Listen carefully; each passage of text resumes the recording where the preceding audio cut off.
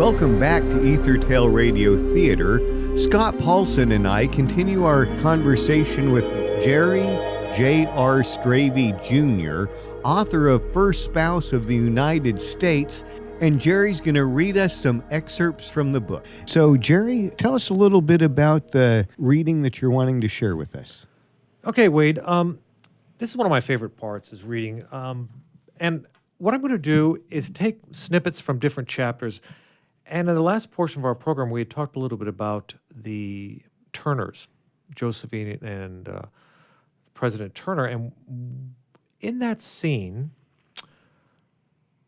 in the first chapter, something very interesting happens. We are with Rocky and the president in the Oval Office. It's at night after Rocky has received his Medal of Honor, and it's just the two of them. He handed over the glass, engraved with a presidential seal, and stood up as the president headed toward a concealed shelf holding several bottles of expensive scotch. As he watched the president and looked around the Oval Office, Rocky was dumbstruck with the reality of being there, alone with the most powerful man in the world. He felt aroused. It was now very obvious the president was hitting on him. President Tanner handed him his drink. "Here's a toast, acknowledging your commendation, Captain." Their glasses clinked as they toasted, and each drank a third of the smoky contents. "Come with me," said the president. Tanner took Rocky by the shoulder and led him to the right of the presidential desk toward the door leading to his private office. The president closed the door behind them, securing the oversized latch and locking the door. A small corner lamp illuminated the room slightly. There were only shadows. Both men stood facing each other. Simultaneously, they lifted their scotch-filled crystal glasses in a toast. As he brought the glass to his lips, Rocky noticed a smile playing on the president's lip. Returning the smile, Rocky downed his scotch in a single gulp. With his empty glass in hand, Rocky moved toward the president, slowly, deliberately. Rocky leaned toward Tanner and placed the glass on the table behind the president. He accidentally brushed against the president, his fingers lightly touching his arm. Rocky made a move that could destroy him instantly. Uncaring, he faced his willing cohort, and with a predator-like grace. You'll have to pick up the book. You'll have to pick up the book to find out what happens next. And that's fine. That's fine. And maybe people will need to do that. Yes. And so leave them wanting more. There you are. So when you're reading in La Mesa, are there other scenes like that too? Or you're just going to just That scene probably won't be read in La Mesa because you never know if kids are around. Exactly. But this next one I can read to you. This is takes place in chapter 4, and it's called Unforgivable Sin. And in this chapter, Rocky has been called, with all the other students at La Jolla High School, and this is in the mid-'80s, as, again, fiction, has been called to the cafeteria because they're making an announcement. It's not a happy announcement. It's a bad announcement. And Rocky is stunned by what is being said. So we'll pick up where Rocky hears what the coach has to tell all the students. Very good. Rocky raced down the corridor toward the gym. Umberto had to be there. It was the only place he would be. It was his sanctuary. His heart pounded as he flew down the hallways, barely pausing to negotiate a series of turns and closed doors. Inwardly panicking and screaming, "Umberto, please, please, don't do anything stupid." Reaching the gymnasium, he catapulted toward the boys' locker room. Terror filled his chest, constricting his breathing. As his head grew lighter, he forced himself to breathe. He burst into the locker room, shouting as best he could, "Umberto, I'm here. Where are you?" He careened around the catacomb-like lockers, ducking in and out of the spaces. The silence surrounded him. He came to a jerky stop. He heard running water in the therapy room spilling onto the floor. "No, no, no!" He ran toward the closed double doors, splashing through the rose-tinted water pouring from the therapy room onto the locker room floor. Careening into the room, he lost his balance and fell into the scarlet-colored water, skidding across the tiled floor. His breath was knocked out as he crashed into the source of the flowing water. In pain, he turned to his side. He looked up from the floor at the flow pouring over the sides of the stainless steel therapy tub. A waterfall of blood-infused water cascaded onto Rocky as he attempted to find his bearings. Rocky's mind and body throbbed. He feared facing what he knew he would find in the steel tub. And which chapter is that in the book? That was chapter 4. So, well, chapter 1 comes with a big punch right away, and that's a flashback chapter. And now, where are you in your book now as you're about to read? Okay. This is one of my favorite scenes. It takes place in Brussels. Rocky and Nick are in Europe on assignment. Nick is engaged to Sheila. Sheila decides to come and visit Nick. Now, so Nick and Sheila have gone off to Paris and come back to Brussels, and Sheila knows about what's going on with these two. But not everybody knows she knows. So Rocky has found a note in his room in this hotel in Brussels. They're living. It's kind of residence hotel. It's a very nice diplomatic kind of thing. And his room is connected to Nick's, but, that's just necessary for at the moment. But here we go. Rocky showered and dressed in his mess dress uniform. It was formal attire. He decided to use the hall entrance to Nick's suite. He decided to use the entrance to Nick's suite. Using the connecting door, which stood ajar, would have been presumptuous and not worthy of the occasion. Rocky hesitated, then, resplendent in his uniform, knocked twice on the hall door and entered the suite.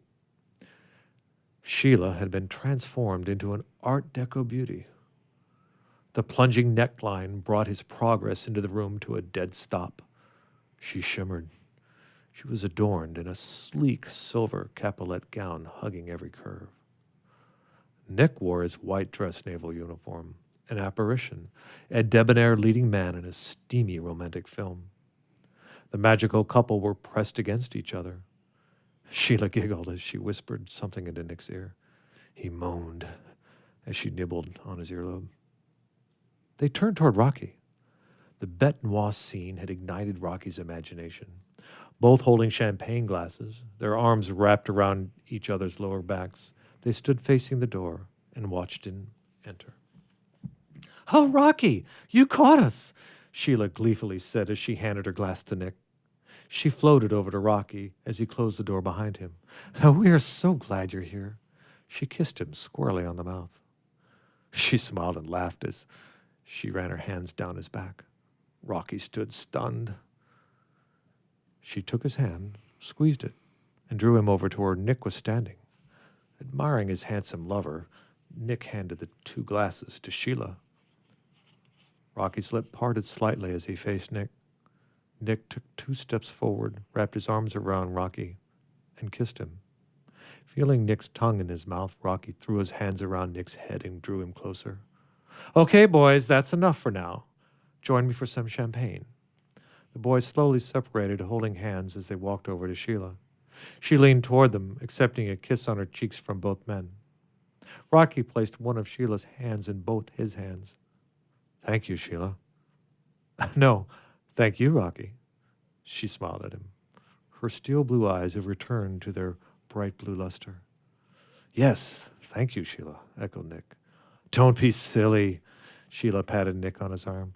She poured Rocky a glass of bubbly. "Now, gentlemen, let's toast our marriage." So maybe not that one for La Mesa. I don't know. I think they could handle it. They could probably handle it, though. Probably not. So anyway, you can see the book has a lot of twists and a lot of turns. And the fun in writing the book was developing these twists and turns and trying to, because in your mind what you're trying to do, you have to then dig deeper into what are the people feeling and how do I get that on paper. So I'm going to read a next part that does a lot of the same emotional internal stuff that we found in the previous part that I read, but this one I think does a good job of grabbing it, okay? Thank you. I'm ready. Now, here we are. It is Nick and Rocky much later in life, like they're in their early 50s now, okay? They're engaged to be married. Nick is a United States Senator. He's well known, and the two of them have been outed, okay? They're in Washington. They're at a restaurant called Martin's. Now, if you've ever been to Georgetown, there's a restaurant there that Jack Kennedy's reported to ask Jacqueline Bouvier to marry him. I have been to this restaurant, and I have sat in this booth that we're talking about. Okay? Okay. Rocky's phone beeped. He looked down and read the text message, then looked at Nick, inhaling and exhaling through his teeth. I agree. Let's keep it cool while we're here. No public displays of affection other than sitting side by side, he said, pressing his knee against Nick's under the table. Sure. But why did you say that? I think someone let the cat out of the bag, Rocky said. You're kidding. Nope. That was a text from Jean. What'd it say? Nick asked in apprehension. Rocky read the text. The press may have been tipped off to your dinner and its occasion. Rocky paused, looking at his phone, and returned it to his jacket pocket. My guess is someone on the restaurant staff leaked it. They're the only people I've talked to. Do you want to leave? We can go somewhere else. No, if they know we are here, they may already be outside. At that moment, a flash went off near the restaurant's entrance, followed by a figure quickly exiting through the door. The noise around them promptly ceased. The other guests directed their attention to Rocky and Nick sitting side by side in the booth. Patrons started whispering among themselves. Both men directed their gaze at the figure now passing outside by the restaurant windows. Looks like someone's got a good picture for tomorrow's papers, Rocky said, slamming his napkin on the table. Damn, I hope that's the last of it for tonight, Nick said, fumbling with his glass. Okay, let's go with the flow and try to enjoy our engagement dinner. Rocky sat with his back pressed against the banquette. Slowly drawing air through his nose, expanding his chest, he exhaled quickly through his mouth. I'd really like to kiss you about now. The corners of Nick's mouth curled into a subtle smile. Yeah, I'd like that too. Nick squeezed Rocky's hand under the table. Someone bursting loudly through the front door shattered the magic of the moment. The intruder scanned the room, his eyes soon landing on Nick and Rocky at their table 15 yards from the door. Startled, Nick and Rocky looked to see the fast-moving figure barreling through the room toward them. The restaurant again became silent. Only the stranger boots hitting the bare oak floor could be heard. As the stranger stopped in front of them, both men jumped out of their seats, overturning the table. They gasped as the large intruder, slamming the overturned table up against them, pinned them both to the back of the banquette. Hey, Senator, you faggot! You're going to meet your maker tonight. The intruder was large and burly, dressed in worn jeans and a brown plaid shirt. A bright red hat emblazoned with repent in black letters sat squarely on his shaggy brown hair.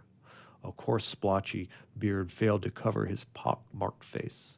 A large pistol was visible in his right hand. As if on cue, the sound of falling tables, glass, and china competed with his screams as patrons dove to the floor for cover. Several people escaped out the door as others crawled under tables and behind the bar as the big man held his gun on Rocky and Nick. Which one of you is that homo senator? Both men, now partially standing, froze. Answer me, damn it! I'll shoot you both. Lifting his hand above his head, Rocky said, I am. Bullshit! Now I can see it ain't you. It's that queer next to you. I seen his picture. Nick turned toward the assailant as he aimed the gun at him. I was wrong. You ain't gonna meet your maker. God don't want nobody like you anywhere near him. He held the pistol grip with one hand. Rocky heard the piece's action as it cocked the gun with the thumb of his other hand. Focused on the .45, Rocky's keen vision allowed him to see the assailant wrap his index finger around the trigger. Oh, And that's quite near the end of the book. I'm looking. Yes. So, and I'm not supposed to read the end, so I won't. Well, this has nothing to do with the end, so okay. You can feel better.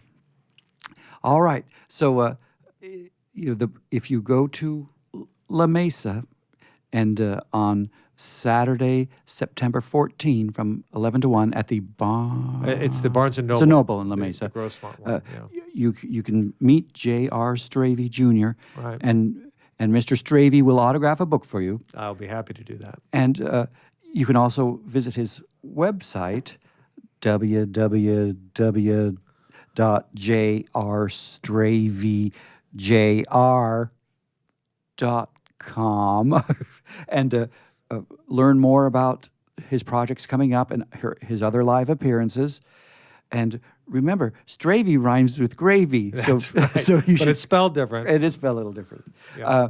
Thank you for coming with your book, and I look forward to seeing you again when the historical fiction book comes out, published. Right. Although, who knows? Maybe it's going to be the sequel to First Spouse. Jumps the gun for that. You never know. The universe can be very odd in its sense of humor has about been timing. So far, right? Well, Braxton Century, I'll probably get the first volume out this fall. That's my plan. Okay. And then I'll quickly follow with the second volume because it's already written. I just need to edit it, and that'll come out right away. And then the sequel to First Spouse. Again, First Spouse, I don't need the sequel yet. If I wait a little bit on it and get this other thing out of the way, it's good.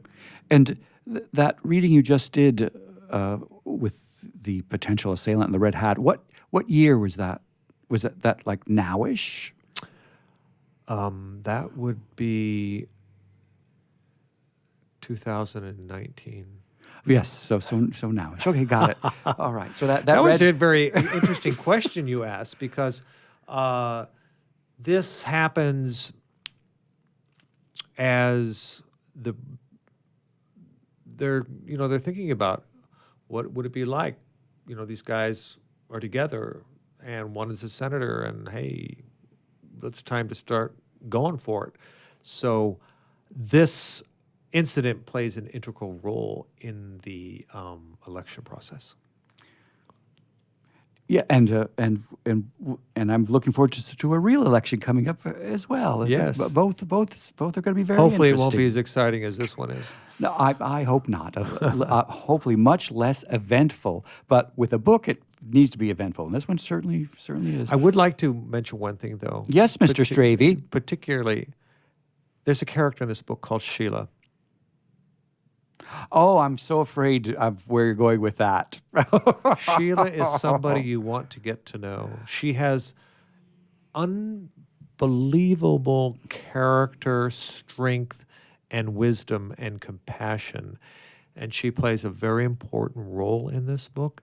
And I think men who admire strong women and all women will like Sheila. I'm just worried that she's based on someone. She is. Yeah, that's what I worried about. She is. Definitely. Well, she's based on several someones. Oh, okay, good answer. Because there's a couple Sheilas in particular that I was going to vote in, but I won't do it because this is fiction. That's right. Yes.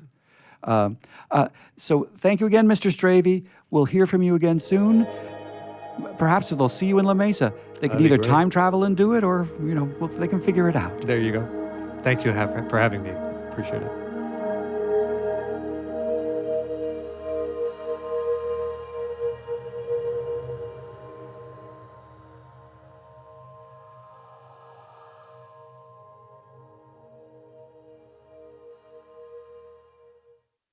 Attention coaches, authors, speakers, and business owners. Please pay close attention to what I'm about to say if you want to secure massive visibility fast and generate thousands of highly qualified leads without spending a dime on advertising or marketing. The easiest way to make this happen is to appear as a guest on the world's most popular podcast. We recently came across an awesome resource that provides detailed contact information for 240 new media influencers who are looking for guests just like you. It's called the Ultimate Directory, and for a limited time, you can get the preview edition of the directory absolutely free. That's right, for free. It's time for you to get the visibility you and your business deserve and connect with the world's leading icons of influence who can make you famous with the push of a button. Get your free preview edition of the Ultimate Directory right now at www.myultimatedirectory.com. That's myultimatedirectory.com. You were born to do one amazing thing, but most people spend a lifetime trying to identify what it is.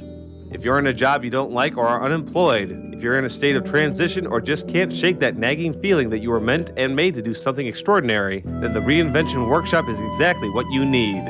Led by award-winning self-help author Steve Olsher, the Reinvention Workshop will forever change your life. The Reinvention Workshop takes you step by step through Steve's proven formula that has helped so many people get on the right path and clear about what they were born to do. Take the first step to realizing the life you deserve and desire by visiting thereinventionworkshop.com today. No more delays. No more denial. Reconnect with your true self. Learn to live with purpose and conviction and become who you were born to be. The world is waiting for you. What are you waiting for? Log on to thereinventionworkshop.com today. That's thereinventionworkshop.com. Too much to do? Not enough time to get it done? Call on the experts at Another 8 Hours for your business support needs. By partnering with Another 8 Hours, we allow you to focus on the more important matters, like being in front of your clients, doing what you do best, rather than being stuck at a desk poring over paperwork, rummaging through emails, returning phone calls, and struggling to get everything done by yourself. Meanwhile, your family and social life are going down the drain. Go to another8hours.com or call 8 more hours. That's 866-734-6877.